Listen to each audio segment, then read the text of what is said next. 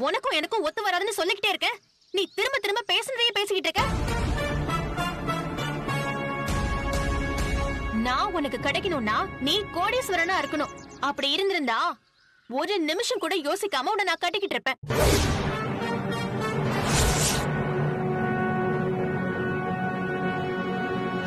இப்போ ஒண்ணும் கெட்டு போயிடல. நான் ஒருத்தனை பிடிக்கிறதுக்குள்ள நீ கோடி கோடியா சம்பாதிச்சுட்டு வா, உன்னையே கட்டிக்கிறேன். அது வரைக்கும் என் மூஞ்சிலேயே முழிக்காத.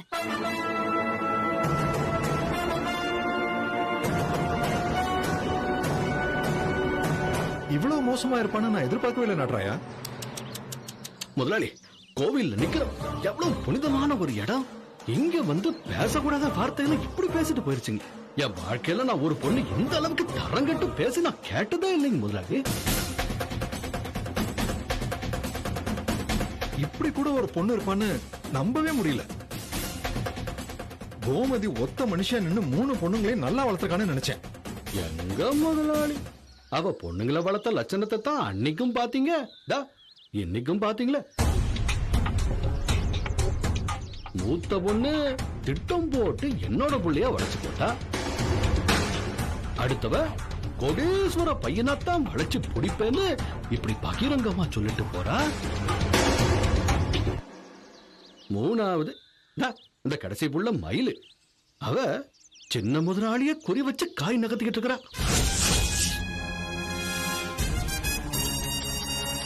3 பொண்ணுல ஒருத்தி கூட உத்தமையா இல்லையா? இப்படிப்பட்ட ஒரு கேடுகெட்ட குடும்பத்துல போய் நான் சம்பந்தம் பண்ண பாருங்க.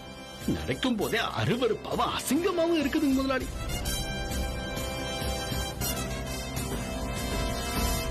சரியா சொன்ன நாட்ராயா. இந்த மாதிரி பொண்ணுங்க கிட்ட நாம தான் எச்சரிக்கையா இருக்கணும். ஆமாங்க முதலாளி, கவனமா இருக்கணும். உங்களுக்கு அது புரிஞ்சிருச்சு இல்லைங்க? அது போதுங்க, அது போதுங்க. போலாங்க. சரி வா போலாம். முதலாளி, அந்த பக்கமே நாம போக வேணாம், இப்படியே போயிருவோம். வாங்க. சரி வா போலாம். வாங்க போலாம்.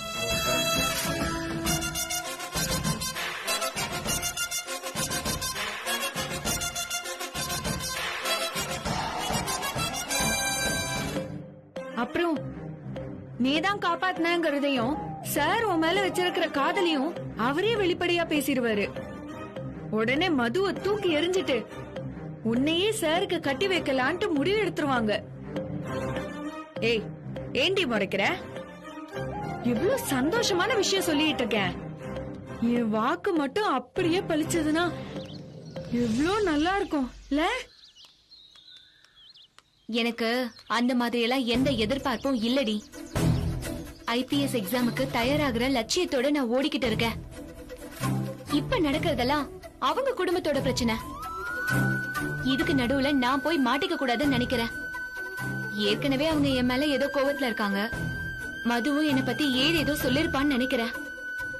ஆனா சாரும் என் பேரை இழுத்து விட்டாருன்னா அவங்களோட கோவம் இன்னும் அதிகமாகும். என் படிப்புக்கு உதவி பண்றத கூட நிறுத்தினாலும் நிறுத்திடுவாங்க. ஏன் நிறுத்திட்டாங்கன்னு கேட்டா என் அம்மாவுக்கு என்னடி பதில் சொல்லுவேன்? சாரோட முடிவுக்கு நான் எந்த வகையிலயும் காரணமே இல்ல. அவரை காப்பாத்தினதை தவிர அவருக்கு நம்பிக்கை தர மாதிரி எல்லாம் நான் எதுவுமே சொல்லல. ஆனா வெளியில இருந்து பாக்குறவங்களுக்கு அப்படி தெரியாது. ஒன்னா தங்கி இவதான் மயக்கிட்டான்னு என்னதான் தப்பா பேசுவாங்க. அதெல்லாம் அம்மாவால தாங்கவே முடியாது. ஏய், நீ தேவையில்லாம எதையோ நினைச்சு மனசு போட்டு குழப்பிக்காத. சாரோட முடிவை அவங்க ஏத்துக்கலனா தானே நீ சொல்ற சங்கடம் எல்லாம் வரும். நீதான் காப்பாத்தினு தெரிஞ்சு உன்னையே சாருக்கு கட்டி வைக்கிறேன்னு ஒத்துக்கிட்டாங்கன்னு வச்சுக்கோ, நீ பயப்படுற மாதிரி எதுவுமே நடக்காது. நடக்கிறதெல்லாம் அங்கதான் போய் முடிய போகுதுன்னு நான் நம்புறேன். அம்மனுக்கு நான் எவ்வளவு நாள் நெய்வேலுக்கு ஏத்திருப்பேன். அவ என் வேண்டுதலை நிறைவேத்தாம விட்டுருவாளா? ஏ, இருக்கிற டென்ஷன் போதாதுன்னு நீ வேற பேசி என்ன பயமுறுத்தாதடி. எந்த சிக்கலும் இல்லாம நான் ஐபிஎஸ் ஆகணும். அதுல எந்த சஞ்சலமும் வராம மனச அளப்பாய விடாம இறுக்கி புடிச்சுக்கணும்னு நான் நினைக்கிறேன்டி. இப்போதைக்கு அதுதாண்டி என் முடிவு. ஏய், இதெல்லாம் நம்ம கையிலயா இருக்கு? நம்ம கும்பிடுற சாமிக்கு தெரியும் உனக்கு என்ன குடுக்கணும்னு. வா.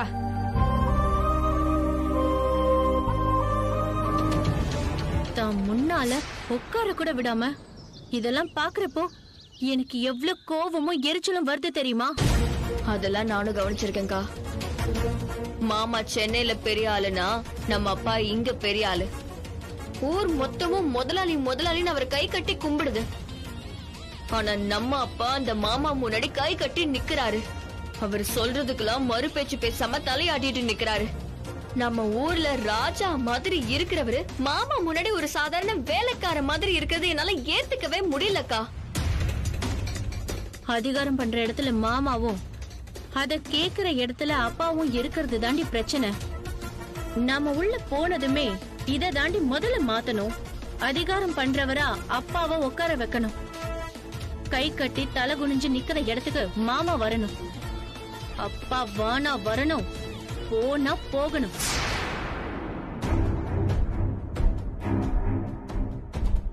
அப்பாவுக்கு செருப்பு எடுத்து கொடுக்கறதுல இருந்து கார் ஓட்டுற வரைக்கும் எல்லா வேலையும் அவர்தான் செய்யணும். ஒருவேளை டீ குடிக்கிறதா இருந்தா கூட அவரு அப்பா கிட்ட கையேந்தி நிக்கணும். அவரு சாப்பிட்டு மிச்சம் மீதி இருக்கிறத சாப்பிட்டுட்டு கிடைக்கிற இடத்துல தூங்கணும். வேலைக்காரங்கிற வார்த்தைய சொல்லலையே தவிர அவர் அப்பாவை அப்படிதான் நடத்துறாரு. நீங்க இந்த வீட்டு வேலைக்காரன் தான் சொல்லிட்டே அவர்கிட்ட இந்த வேலையெல்லாம் நம்ம வாங்கணும். ஆனா அத்தை உனக்கு சப்போர்ட்டிவா இருக்காங்கல்ல, அவங்கள மட்டும் மன்னிச்சு விட்டுலாமா? அப்படி இல்லடி, நல்லவங்க கெட்டவங்கன்னு யாரையும் நம்ம எடை போட்டுற கூடாது மது. அந்த ராஜசேகர் குடும்பத்துல எல்லாருமே நமக்கு எதிரிதான்.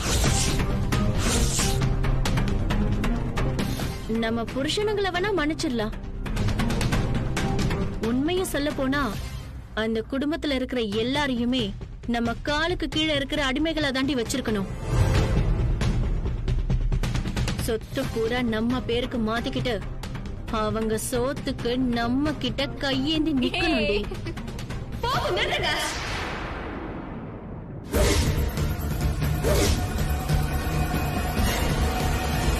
நான் எந்த நோக்கத்தோடையும் இங்க வரலங்கிறது தான் உண்மை. ஆனா நீயும் உன் அக்காவும் தான் தப்பான நோக்கத்தோடய அலைஞ்சிட்டு இருக்கீங்க. இப்படி கெட்ட புத்திய மாத்திக்கிட்டு கிடைச்ச வாழ்க்கைய சந்தோஷமா வாழ பாருங்க. ஜீவா சாரோட குடும்பத்தை கெடுக்கணும்னு நினைக்காதீங்க.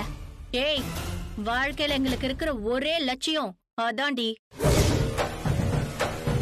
எங்க அப்பா அந்த குடும்பத்துல எவ்வளவு அவமானப்பட்டிருக்காருன்னு உனக்கு தெரியுமா? நாங்க எவ்வளவு வலி அனுபவிச்சிருக்கோம்னு உனக்கு தெரியுமா? இது எல்லாத்தையும் சேர்த்து வச்சு பழி வாங்கினா தாண்டி எங்க மனசு ஆறும். பழி உணர்ச்சிங்கிறது உங்களுக்கு நீங்களே வச்சுக்கிற கொள்ளி மாதிரி. கடைசியில அது உங்களதான் அழிக்கும். இன்னைக்கு நீங்க திங்கிற சோறு அது ஜீவா சாரோட அப்பா போட்டது. அதுக்கு கொஞ்சமாவது நன்றியா இருங்க. ஓ, அவர்கிட்ட பிச்சை எடுத்து படிக்கிற விசுவாசத்துல இதெல்லாம் பேசுறியா? ஆமா, படிக்கிறதுக்காக அவர்கிட்ட பிச்சை எடுக்கிற எனக்கே இவ்ளோ விசுவாசம் இருக்கே. அவரு காசுல நீங்க குடும்பமா வாழ்றீங்களே, உங்களுக்கு எப்படி இவ்ளோ விசுவாசம் இல்லாம போயிடுச்சு? அந்த குடும்பத்துக்கு வாக்கப்பட்டு போறது ஒரு பெரிய வரம். அந்த வரத்தை வீணாக்கிடாதீங்க.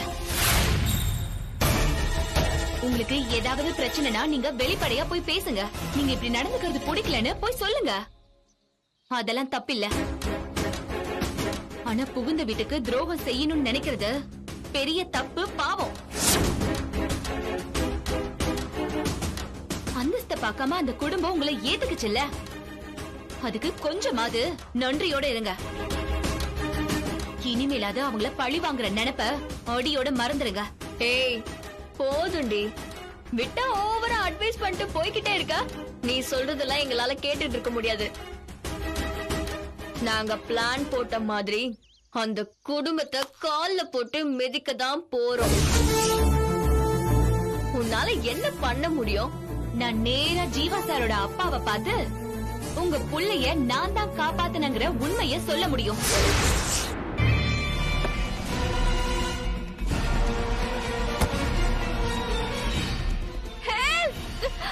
காப்பாத்துங்க, யாராவது என்ன காப்பாத்துங்க. காப்பாத்துங்க, யாராவது என்ன காப்பாத்துங்க. யாராவது காப்பாத்துங்க, காப்பாத்துங்க. ஜீவா ஜீவா ஜீவா காப்பாத்துங்க ஜீவா ஜீவா மது ஜீவா காப்பாத்துங்க மது ஜீவா ப்ளீஸ் கையை கொடு ஜீவா ஜீவா மது கையை கொடு ஜீவா ஜீவா வா மேல வா வா மது கட்டிய பிடிச்சுக்க மேல வா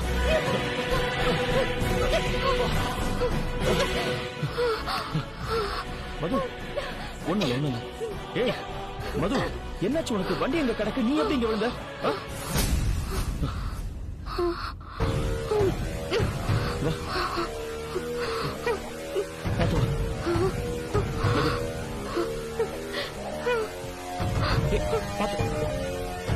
மது வா. ஜாக்கிரதை, பாத்து வா. போன் அடிச்சதுன்னு எடுக்க போனேன் ஜீவா. வண்டி கல்லு மேல ஏறி ஸ்கிட் ஆயிடுச்சு. அங்க சரிவா இருந்ததால உருண்டு அப்படியே போயிட்டேன் ஜீவா. என்னோட அதிர்ஷ்டம் கைக்கு ஏதோ பாறை கிடைச்சதுனால பிடிச்சிட்டேன். எவ்வளவு நேரமா அங்கேயே தொங்கிட்டு இருக்கேன் தெரியுமா? கை வலிக்க ஆரம்பிச்சிருச்சு. நல்ல வேலை நீங்க வந்துட்டீங்க ஜீவா. இல்லனா கை நழுவி நானு அங்கே விழுந்திருந்தா என்ன ஆயிருக்குமோ? நீ ஒரு பெரிய ஆபத்துல இருந்து தப்பிச்சுக்கிட்ட. ஆனா இன்னைக்கு நீ என்கிட்ட மாட்டிக்கிட்ட. என்ன சொல்றீங்க ஜீவா? நீ செஞ்சது போய் சத்தியம். சாமி இன்னைக்குள்ள காட்டி கொடுத்துருன்னு சொன்னல.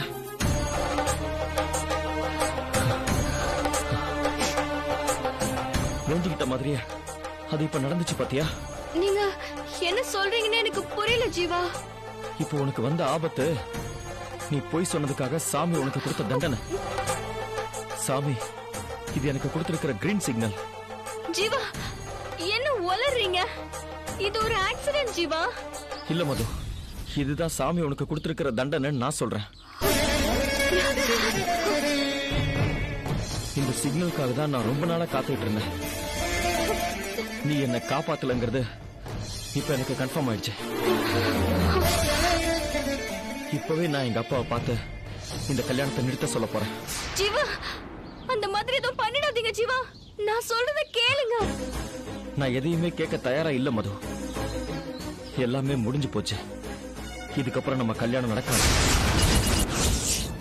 மதுவும் அவ அக்காவும் எவ்வளவு திமிரா பேசிட்டு போறாங்கன்னு பார்த்தல்ல. எனக்கு நினைக்க மனசே ஆற மாட்டேங்குது. வாக்கப்பட்டு வந்த 2 பேருமே கெட்ட புத்தியோட இருந்தா அந்த குடும்பம் விளங்குமாடி? ஒரு குடும்பத்துக்கு வர நல்ல மருமக சாமி மடத்துல எரியிற விளக்கு மாதிரி. அந்த வீட்டுக்கே வெளிச்சத்தையும் நல்லதையும் அவ கொண்டு வருவா.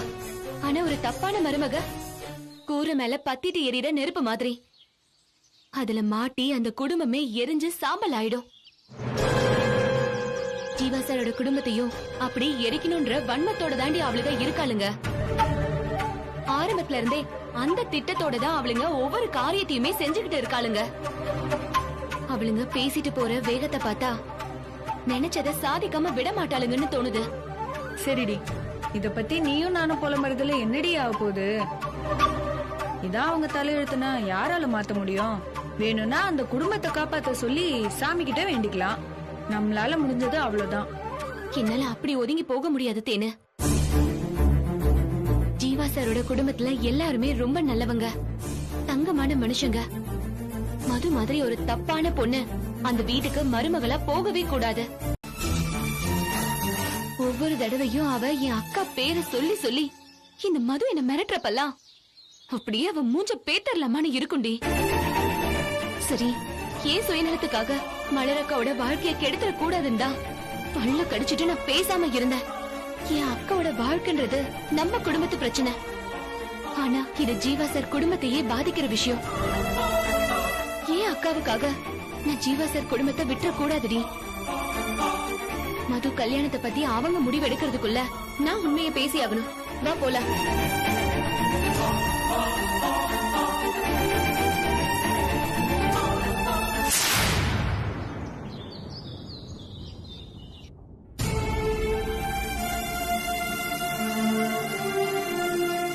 வணக்கம்மா. வாங்க. வணக்கம். உட்காருங்க.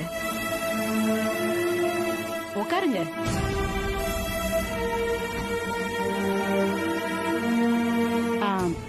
என்னங்க இங்க கொஞ்சம் வாங்கல. வரேன்.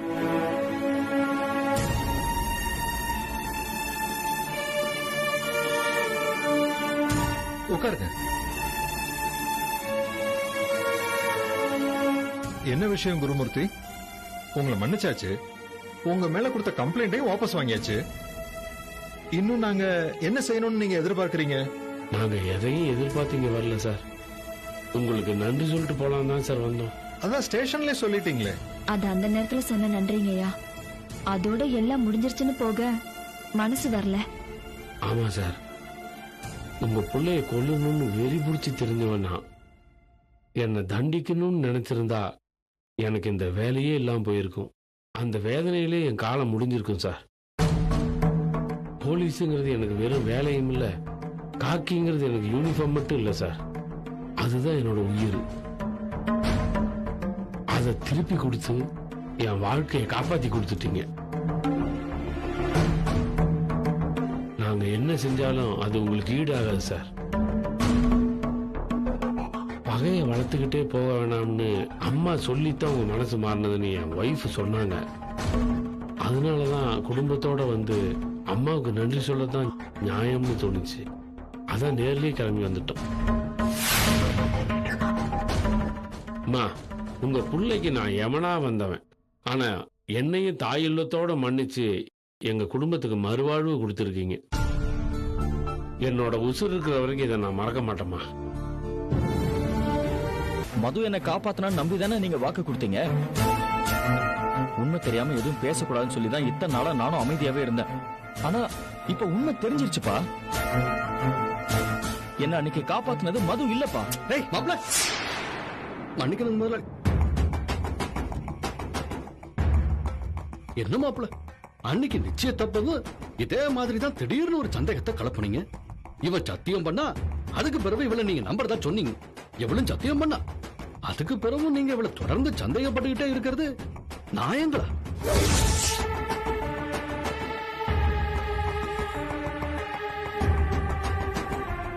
எப்படி மாமா நம்புறது? இவ செஞ்சதுதான் பொய் சத்தியம்னு தெரிஞ்சிருச்சு.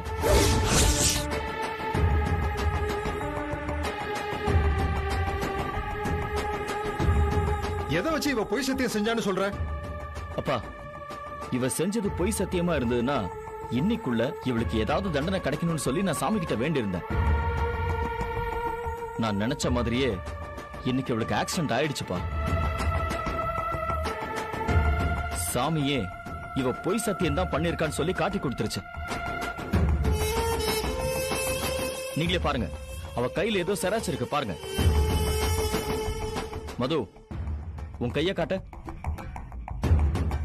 காட்டு.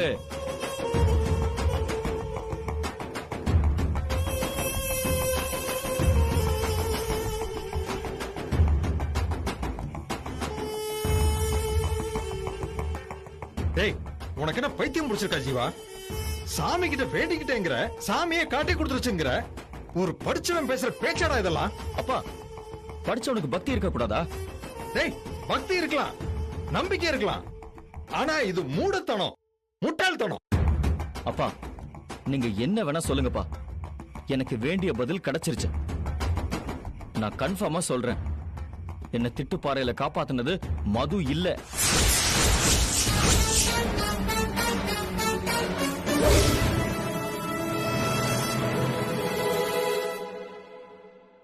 மது இல்லைன்னா வேற யாரா காப்பாத்துனது? நான் தான் சார் காப்பாத்தினேன்.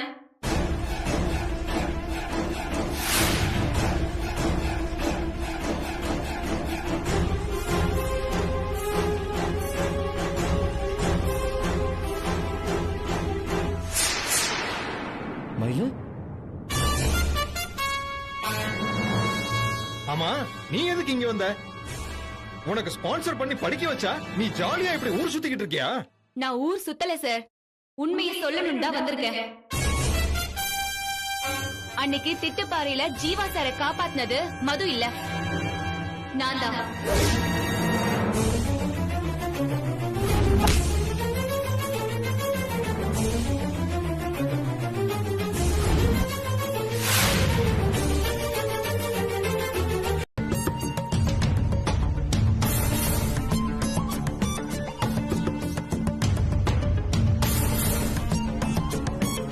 நீ இன்னும் போகலையா? போக மாட்டேன் சார். என்ன பத்தி தப்பு தப்பா பேசுனீங்கல்ல, ஏன் அப்படி பேசுனீங்கன்னு எனக்கு தெரிஞ்சாகணும். காரணம் தெரியாம நான் போகிறதா இல்ல.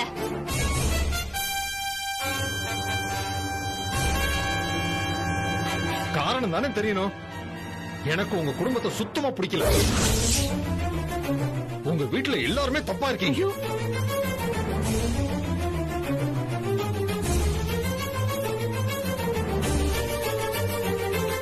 வேணாம் சார், நீங்க எல்லை மீறி பேசுறீங்க. என் பொறுமைக்கு ஒரு எல்லை இருக்கு. ஆனா உங்க பேராசைக்கு எல்லையே இல்லையே. இப்பதான் உன் சின்ன அக்கா கோயில்ல பேசுனதை கேட்டுட்டு வரேன்.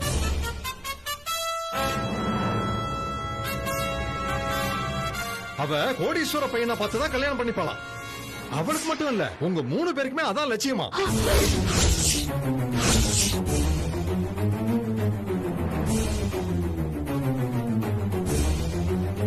பணக்கார பையனை பார்த்து கட்டிக்குங்க, அப்பதான் உங்க வாழ்க்கை நல்லா இருக்கும்னு உங்க அம்மா தான் உங்களுக்கு கத்து கொடுத்தாங்களாம்.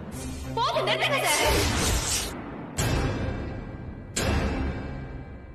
இதுக்கு மேல என் குடும்பத்தை பத்தி பேசுனீங்க. யாருக்கிட்ட முதலாளி கிட்ட என்ன திமிரு இருந்துச்சுன்னா குரல வசதி பேசுவேன். யார் என் குடும்பத்தை பத்தி தப்பா பேசினாலும் என்னால பொறுத்துக்க முடியாது. யாரு தப்பா பேசுனது? முதலாளி சொன்ன ஒவ்வொன்னு அவரு வார்த்தை கிடையாது.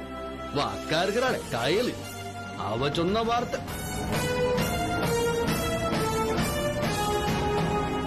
உன்னோட கோவத்தை எல்லாம் போய் அவகிட்ட காட்டு. விட்டு போட்டு முதலாளிய நீ அவமானப்படுத்துற மாதிரி பேசுன தொலைச்சிருக்க உன்னைய. விடு நட்ராயா, சாக்கடை மேல கல்லறிஞ்சா நம்ம மேலதான் தெரியும். இவ பேச்ச இதோட விட்டுருவோம். இதுதான் உங்க முடிவுனா நான் ஏன் முடிவையும் சொல்லிடுறேன் சார். சாட்சியை வச்சு சத்தியத்தை என்னைக்குமே அழிக்க முடியாது சார்.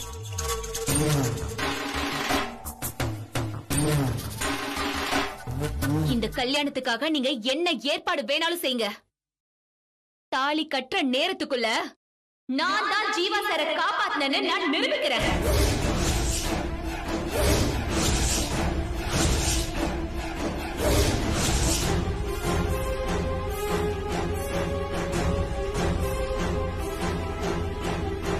என்ன என்கிட்ட சவால் விடுறியா? சவாலோ சபதமோ நீங்க எப்படி எடுத்துக்கிட்டாலும் சரி சார். ஏன் பக்கம் தான் உண்மை இருக்குங்கிறத நான் நிரூபிச்சு காமிக்கிறேன். ஏ அக்கா மாமா வராங்கடி.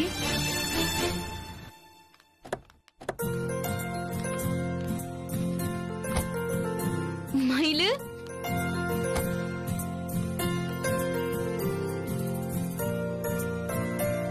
அக்கா எப்போ வந்த மயிலு? இன்னைக்குதான் மாமா வந்தேன். எப்படி இருக்க மயிலு? ஆமா, ஏன் கண்ணெல்லாம் கலங்கிருக்கு? அங்க ஒண்ணும் பிரச்சனை இல்லையே. என்ன விசாரிக்கிறதெல்லாம் இருக்கட்டும்க்கா. நீ அந்த வீட்ல எப்படி இருக்க? எனக்கு என்னடி, நான் சந்தோஷமா தான் இருக்கேன்.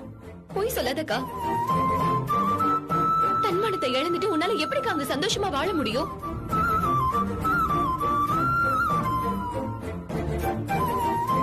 என்னக்கா பாக்குற? எனக்கு எல்லாம் தெரியும். நீ அந்த வீட்ல தினம் தினம் அவமானப்படுறியா?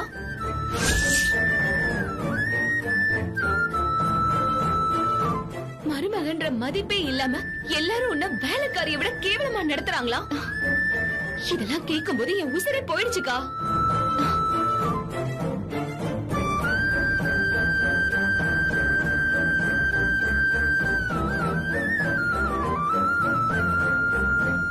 அந்த மாதிரி எல்லாம் ஒண்ணும் இல்ல. யாரு கண்டதையும் சொல்லி உன்னை இப்படி குழப்பினது? நான் தான்க்கா. இவ ஃப்ரெண்டா இருந்துகிட்டு நீ ஏண்டி இந்த வேலையெல்லாம் செஞ்ச? நானும் உனக்கு ஒரு தங்கச்சி மாதிரிதான்க்கா. புகுந்த வீட்டுல நீ படுற வேதனைய பத்தி ஊரே பேசுறப்ப எனக்கு கஷ்டமா இருக்காதா? அதான் மனசு கேட்காம சொல்லிட்டேன். மயில, ஊர் பேசினத வச்சு இவ பெருசா ஏதோ கற்பனை பண்ணிக்கிட்டா. வீட்டு வேலை, தோட்டத்துல வேலைன்னு அங்க எனக்கு கஷ்டம் இருக்கிறது என்னமோ நெசம்தான். ஆனா நீ நினைக்கிற அளவுக்கு எதுவுமே இல்லடி. சும்மா மலுப்பாதக்கா. கஞ்சிக்கு கஷ்டப்பட்டாலும் நாமளும் மனுஷங்க தான். நமக்கும் தன்மானமும் சுய கௌரவமும் இருக்கு. இந்த அவமானத்தெல்லாம் பொறுத்துக்கிட்டு வாழணும்னு நமக்கு எந்த அவசியமும் இல்லக்கா. அடங்கி போறதுக்கும் ஒரு அளவு இருக்குக்கா. கோவப்படாத மயில, நான் சொல்றத கொஞ்சம் பொறுமையா கேளு. குடும்பம்னா இந்த மாதிரி சின்ன சின்ன பிரச்சனைகள் இருக்கதான் செய்யும். எதுக்கா சின்ன பிரச்சனை? மான மரியாதைய தொலைச்சிட்டு வாழ்றதா? அப்படி ஒரு வாழ்க்கைய வாழ்றதை விட நீ வாழ வெட்டியாவே இருந்துட்டு போயிடலாம்க்கா. மயிலு, என்ன பேசுற நீ? வாழ வெட்டிய அனுப்பி வைக்கிறதுக்கா இவ்வளவு காதலிச்சு கல்யாணம் பண்ண?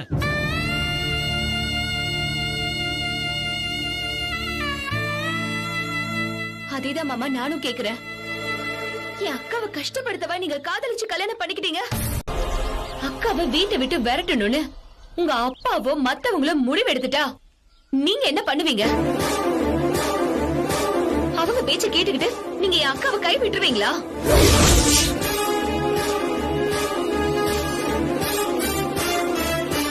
மயிலு, பேச்சுக்காக கூட நீ அப்படி சொல்லாத. பணம் இருக்கிற திமிர்ல அம்மாவை தவிர மத்த எல்லாரும் மலர ஒரு மாதிரியா தான் பேசுறாங்க. ஆனா இவ்வளவு வாழ வெட்டி அனுப்பணுங்கிற எண்ணம் யாருக்குமே கிடையாது. ஒருவேளை அப்படி ஒரு சூழ்நிலை வந்தா கண்டிப்பா நான் இவளோட பக்கம் தான் நிப்பேன்.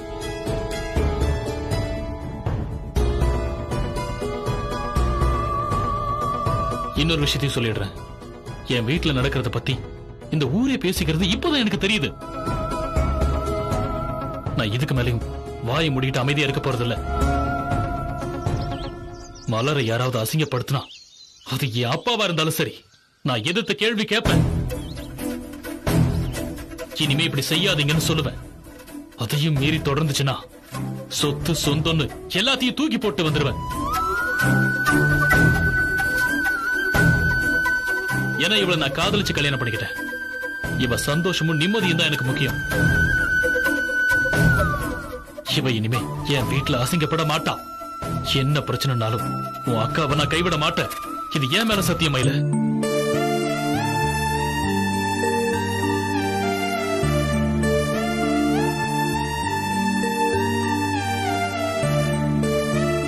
ரொம்ப தேங்க்ஸ் மாமா. இப்பதான் எனக்கு நிம்மதியா இருக்கு. ஏதோ ஒரு வேகத்துல நான் கொஞ்சம் அதிகமா பேசிட்டேன் மாமா, என்ன மன்னிச்சிருங்க.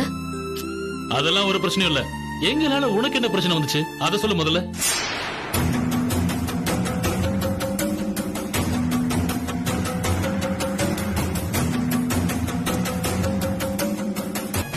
உண்மையை சொல்லணும்னா நீங்க ஏன் இந்த முடிவு எடுத்தீங்கன்னு இப்ப வரைக்கும் எனக்கு புரியல சார். இதுல புரியறதுக்கு என்ன இருக்கு குருமூர்த்தி? இந்த கல்யாணம் நடக்க கூடாதுன்னு நினைக்கிறவங்க உலகத்திலேயே 2 பேர் தான். மாப்பிள்ள ஜீவா, இன்னொன்னு அந்த மயில். அவங்க 2 பேரும் இந்த கல்யாணத்தை நிறுத்த என்ன வேணும்னாலும் பிரச்சனை பண்ணுவாங்கன்னு எனக்கு தெரியும். அதுல திட்டுப்பாறையில மது மாப்பிளைய காப்பாத்தலங்கிற விஷயம் தான் அவங்க கையில இருக்கிற துருப்பிச்சீட்டுங்கிறது எனக்கு ரொம்ப நல்லா தெரியும். அதை பயன்படுத்திட்டா கல்யாணத்தை நிறுத்த முயற்சி செய்வாங்கன்னு நான் எதிர்பார்த்தேன். ஆனா பாருங்க, அன்னைக்கு திட்டுப்பாறையில நடந்த சம்பவத்துல மைய புள்ளியும் நீங்க தான், அதுக்கான ஒரே சாட்சியும் நீங்க தான். மயிலோ இல்ல மாப்பிளையோ அந்த உண்மையை சொல்லணும்னு நினைக்கும் போது நீங்க இந்த குருமூர்த்தி என் பக்கம் நின்னா போதும்னு நான் யோசிச்சேன். ஏன்னா அவங்க சொல்ற உண்மைய உங்க சாட்சியத்தை வச்சு ரொம்ப சுலபமா உடைச்சிட முடியும். அதுக்காகத்தான் நீங்க என்ன நோக்கி உதவிக்கரத்தை நீட்டினப்ப அத நான் இறுக புடிச்சுக்கிட்டேன். நீங்க ஒருத்தர் சொல்ற சாட்சியத்தை வச்ச அவங்க சொல்ற உண்மை எதுவா இருந்தாலும் அதை தூள் தூளா ஆக்கிட முடியும்னு எனக்கு தெரியும் குருமூர்த்தி. அதனாலதான் உதவி கேட்டு நீங்க என்கிட்ட கையை நீட்டினப்ப அத நான் தவறாம இறுக்கி பிடிச்சுக்கிட்டேன். என்ன பாக்குறீங்க? சீக்கிரமே இந்த கல்யாணம் நடந்து முடிஞ்சிரு. அதுக்கான ஏற்பாடெல்லாம் ஆரம்பிச்சாச்சு. அந்த சமயத்துல அந்த புள்ள மயில சும்மாவா இருப்பா? நிச்சயமா எதனா வில்லங்கம் பண்ணுவான்னு நான் எதிர்பார்த்தேன். அந்த எதிர்பார்ப்பை வீணடிக்காம இன்னைக்கு அந்த மயிலு உண்மையெல்லாம் சொல்ல போறேன்னு சம்மந்திய தேடி போனேன். அந்த தகவல் எனக்கு கிடைச்ச அந்த கணமே நன்றி சொல்ற சாக்குல நீங்களும் சம்மந்திய தேடி போங்கன்னு உங்களை அங்க அனுப்புனேன். மயிலு அவளுக்கு தெரிஞ்ச உண்மைய அங்க உடைச்சிட்டா. நான் உங்களை வச்சு அந்த உண்மைய உடைச்சிட்டேன். மயிலு எப்படி இருக்க? என்னடி இழைச்ச மாதிரி இருக்க? நீ வேலை வேலைக்கு சாப்பிடுறியா இல்லையா? நான் எப்பவும் போலதாம்மா சாப்பிடுறேன். நீ எப்படிமா இருக்க? இருக்கேண்டி. என் மூத்த பொண்ணுக்கும் இளைய பொண்ணுக்கும் நல்ல வழி கிடைச்சிருச்சுங்கிற சந்தோஷம் ஒரு பக்கம் இருந்தாலும் உங்களெல்லாம் பார்க்க முடியலங்கிற வருத்தம் ரெண்டுத்துக்கும் நடுவுல கிடந்து நான் அல்லாடிக்கிட்டு இருக்கேன். பொண்ணை பெத்தவங்க இதை அனுபவிச்சு தாண்டி ஆகணும். சரி, நீ எப்பவோ கிளம்பிட்டேன்னு சொன்ன, ஏன் இவ்வளவு நேரம் ஆச்சு?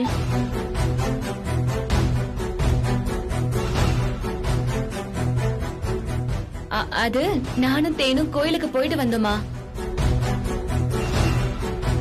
சாமிய பாத்துட்டு வந்தா முகம் தெளிவா இருக்கணும்.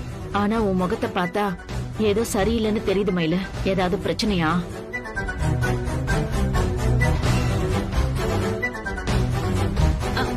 அம்மா அதெல்லாம் ஒண்ணு இல்லம்மா.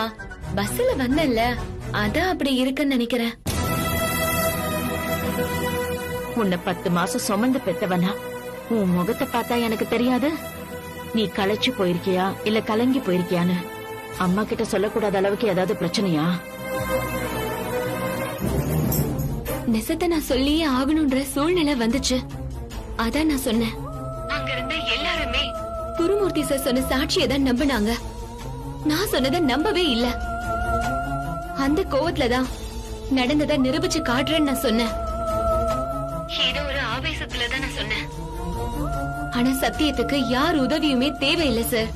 உண்மைக்கு உண்மைதான் துணை நிற்கும். நேரம் கூடி வரப்ப நியாயம் தான் சார் ஜெயிக்கும். உங்க விஷயத்துல அதுக்கு நான் ஒரு கருவி, அவ்வளவுதான் சார். மயில, நீ நம்பிக்கையா பேசுறது எனக்கு சந்தோஷமா தான் இருக்கு. ஆனா நம்ம கிட்ட டைம் ரொம்ப கம்மியா இருக்குல்ல மயில? இன்னும் 2 நாள்ல கல்யாணம்னு சொல்லி அப்பா முடிவு பண்ணிருக்காரு. அதுக்குள்ள எப்படி மயில் இந்த வேலை எல்லாம் நடக்கும்? தெரியல சார். இவ்வளவு நாளா பேசாம இருந்த என்ன சாமி இன்னைக்கு பேச வச்சிருச்சுல்ல. மது பொய் சத்தியம் செஞ்சதை உங்களுக்கு நிரூபிச்சிருச்சுல்ல. அதே சாமி இதுக்கும் ஒரு வழி காட்டும்னு நான் நம்புறேன் சார். நீங்க பேசின பேச்சு உன்னை மட்டும் இல்லக்கா, நம்ம குடும்பத்தையும் பாதிக்கும். அது ஏன் உனக்கு புரிய மாட்டேங்குதுக்கா? ஏய், எனக்கு புரியறது இருக்கட்டும்டி. என்ன வேவு பாக்குறதுக்கும் நான் பேசுறத ஒட்ட கேக்குறதுக்கும் ஆள் செட் பண்ணி வச்சிருக்கியா நீ? ஐயோ, அப்படியெல்லாம் எதுவும் இல்லக்கா. அப்புறம் எப்படி நான் பேசுனது அப்படியே சொல்ற? கேள்விப்பட்டேன்க்கா. அதான் யார் மூலமா கேள்விப்பட்டேன்னு கேக்குறேன். அத விடுக்கா, நீ ஏன் அப்படி பேசுனன்னு சொல்லு. உன்னால நமக்கு என்னடி மென்னு முழுங்குற? சொல்ல வந்தத சொல்லு. பேசுறதுக்கு முன்னாடி கொஞ்சமாவது யோசிக்கணும்க்கா. யார்கிட்ட என்ன பேசணும்னு. போதும், நிறுத்தடி. நான் உன்னை விட வயசுல பெரியவ. எனக்கு அட்வைஸ் பண்ற அளவுக்கு நீ ஒன்னும் வளரல. இல்லக்கா, நான் உனக்கு நிறுத்துறியா? என்ன வேவு பாக்குற வேலையை இதோட விட்டு ஊருக்கு வந்தனா அம்மா கூட சந்தோஷமா 2 நாள் இருந்துட்டு போயிட்டே இரு. அத விட்டுட்டு உன் போலீஸ் புத்தியை என்கிட்ட காட்டுன, நான் என்ன பண்ணுவேன்னு எனக்கு தெரியாது.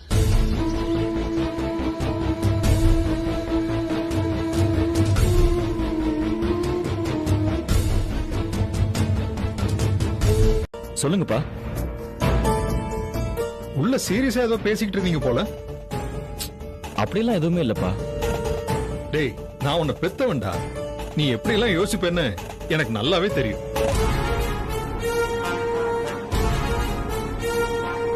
மயில் சவால்ல ஜெயிக்கணும், இந்த கல்யாணம் நிக்கணும்னு தானே நீ ஆசைப்படுவ? அவளுக்கு ஏதாவது உதவி செய்யத்தானே துடிக்கிற. ஆனா நீயோ இல்ல உன் ஃப்ரெண்ட்ஸோ அவளுக்காக ஒரு துரும்ப கூட கிள்ளி போடக்கூடாது.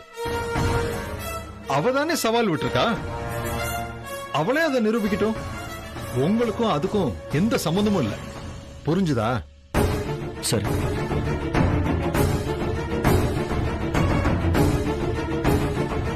டேய், உங்களுக்கும் சேர்த்துதான் சொல்றேன்.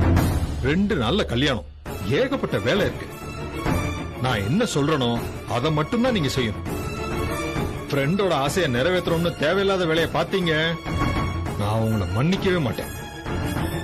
சரிங்கப்பா, உங்க வார்த்தைக்கு மீறி நாங்க எதுவும் செய்ய மாட்டோம்ப்பா. என்ன ஜீவா, என்கிட்ட ஏதாவது பேசணுமா? அப்பா, நீங்க தப்பா நினைக்கலன்னா நான் உன்னை கேட்கலாமா? 2 நாள்ல கல்யாணம்னு சொல்லி ஏன்பா முடிவு பண்ணீங்க? இவ்வளவு அவசரமா கல்யாணத்தை முடிக்க வேண்டிய அவசியம் என்னப்பா இருக்கு? கல்யாணத்தை தள்ளி போடுறதுக்கு எந்த காரணமும் இல்லையே ஜீவா. நீ ஏன் டைம் கேக்குறன்னு எனக்கு புரியுது. இன்னும் கொஞ்சம் நேரம் கிடைச்சா மயிலுக்கு ஃபேவரா இருக்கும்னு யோசிக்கிற. 2 நாள் இல்ல, 2 வருஷம் ஆனாலும் மயிலால அந்த சவால்ல ஜெயிக்க முடியாது. ஏன்னா உண்மை அவ பக்கம் இல்ல. ஆனா கல்யாணத்தை தள்ளி போட்டா அவளால நிறைய குழப்பங்கள் வரும். அதையே சமாளிச்சுக்கிட்டு இருந்தா வேற எதுலயுமே என்னால கான்சென்ட்ரேட் பண்ண முடியாது ஜீவா. உனக்கு மதுவை கட்டி கொடுக்கறேன்னு நான் வாக்கு கொடுத்திருக்கேன். அந்த வாக்க உடனே நிறைவேற்றுறதுதான் எனக்கு முக்கியம். நீயும் எனக்கு சப்போர்ட்டிவா இருப்பேன்னு நான் நம்புறேன்.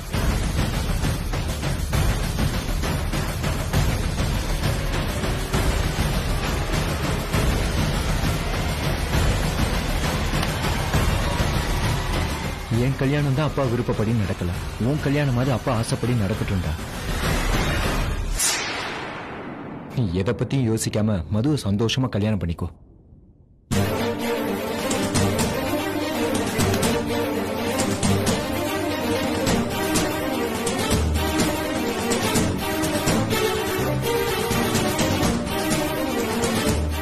ஏங்க, மயில் விஷயத்துல நீங்க தப்பு பண்றீங்களோன்னு எனக்கு தோணுது. அந்த வீடியோவை பார்த்தும் கூடவா இப்படி பேசுற?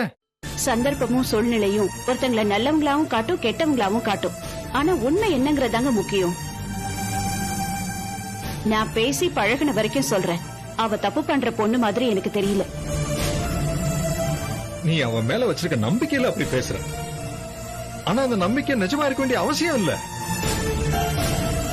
இன்னும் 2 நாள்ல உண்மையை நிரூபிக்கிறேன்னு சொல்லிட்டால, அன்னைக்கு தெரிஞ்சிடும் ஏன் நம்பிக்கை பலிக்குதா இல்ல ஓன் நம்பிக்கை பலிக்குதான்னு.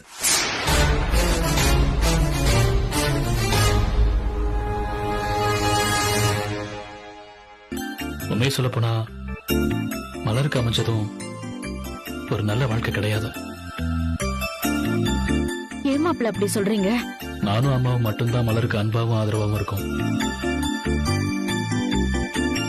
மத்தவங்க அது எனக்கு தெரியும் மாப்ள. ஆனா அவர் கோவத்திலேயே ஒரு நியாயம் இருக்கு. முதலாளி அவர் அந்தஸ்துக்கு ஏத்த மாதிரி ஒரு பொண்ணு எடுக்கணும்னு ஆசைப்பட்டிருப்பாரு. அது நடக்கலங்கிற கோவம் இருக்கதானே செய்யும். கோவத்துல பெரியவங்க 4 வார்த்தை பேசதான் செய்வாங்க. அதையெல்லாம் பெருசா எடுத்துக்க கூடாது மாப்ள. பேசுறது நிறுத்தின பரவாயில்ல. மலர ஒரு வேலைக்காரி மாதிரி சொல்லவே அசிங்கமா இருக்குது. என் பொண்ணு வேலை செய்யறதுக்கு அஞ்சரவில்ல மாப்ள. 1000 வேலை சொன்னாலும் மொத்த மனுஷியா செஞ்சு முடிச்சிருவா. அவளுக்கு அதெல்லாம் ஒரு விஷயமே இல்ல. உங்க அன்பும் பிரியமும் இவளுக்கு கிடைக்குதுல்ல, அது போதும் என் பொண்ணுக்கு. ஒரு குடும்பத்துல எந்த பிரச்சனை இருந்தாலும் சரி, புருஷன் பொண்டாட்டிக்குள்ள நல்ல புரிதல் இருந்தா எல்லாமே சரியாயிடும். எனக்கு அந்த நம்பிக்கையே இல்லாத அவங்களும் திருந்துற மாதிரி தெரியல. அவங்கள வெளிப்படையா எதிர்க்க முடியாம என் கோபத்தை எல்லாம் உள்ளக்குள்ளேயே அடக்கி வச்சிருக்கேன். என்னைக்கு என்ன மீறி வெடிக்க போறேன்னு தெரியல. ஐயோ வேணாம் மாப்பிள, அந்த மாதிரி எல்லாம் எதுவும் செஞ்சிடாதீங்க. இவளுக்காக சண்டை போட போனீங்கன்னா குடும்பம் ரெண்டா உடைஞ்சிரும். அந்த பழி மலர் மேலதானே வந்து விழும். நான் அதுக்கு மட்டும் சொல்லல. ஒரு பொண்ணுதான் வாக்கப்பட்ட குடும்பத்தை ஒத்துமையா வச்சுக்கணுமே தவிர தனித்தனியா பிரிக்க கூடாது. எனக்கு என் பொண்ணு மேல நம்பிக்கை இருக்கு. அவ அன்பால எல்லாரையும் மாத்தி அவ தன் வழிக்கு கொண்டு வந்துருவா. நீங்க கொஞ்சம் பொறுமையா இருங்க மாப்பிள்ள. அவசரப்பட்டு எதுவும் பண்ணிடாதீங்க. சரிங்க அத்தை.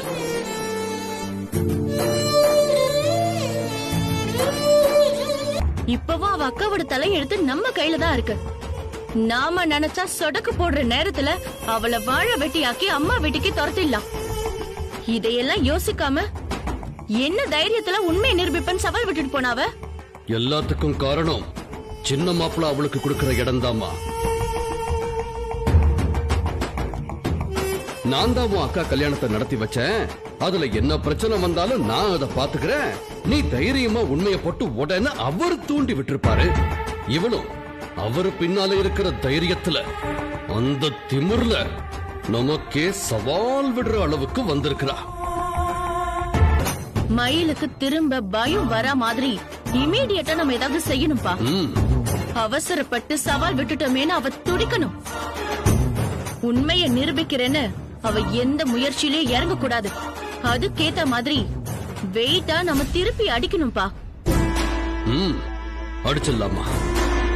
கண்டிப்பா அடிச்சிடலாம். வெளியே போயிருக்கிறவங்க திரும்பி வரட்டும், நம்ம ஆறுங்கிறத காட்டிடும்.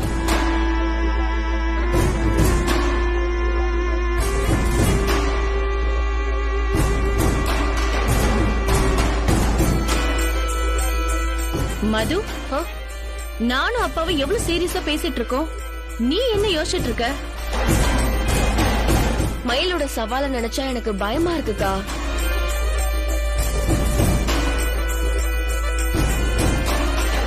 குருமூர்த்தி நான் தான் அவரை அடிச்சேன்னு சாட்சி சொல்லிட்டாரு. அதுக்கப்புறமும் எந்த தைரியத்துல இவ சவால் விட்டுட்டு போனானே எனக்கு புரியல. கண்ணு, அவன் ஏதோ விவரம் புரியாம உளறிட்டு போயிருக்கிறா. அதை எல்லாரும் ஒரு பெரிய விஷயமாவே எடுத்துக்கிறாத. இல்லப்பா, அவளை நீங்க அவ்வளவு ஈஸியா எடுத்துக்காதீங்க. ஸ்கூல் படிக்கிற காலத்துல இருந்தே அவளை நான் பாத்துக்கிட்டு இருக்கேன். அவ உன்னத்தை நினைச்சிட்டானா அதை சாதிக்காம விட மாட்டா. அதுவும் இது ஜீவா சம்பந்தப்பட்ட விஷயம், அவ வாழ்க்கை சம்பந்தப்பட்ட விஷயம். சவால ஜெயிக்கிறதுக்காக அவ எந்த எல்லைக்கும் போவா. அப்பா, இது வரைக்கும் எல்லா விஷயத்திலுமே நான் அவகிட்ட தோத்துட்டு தான்ப்பா இருக்கேன். வாழ்க்கையிலயாவது அவளை நான் ஜெயிக்கணும்பா. இல்லன்னா நான் வாழ்றதுல அர்த்தமே இல்லாம போயிடும்.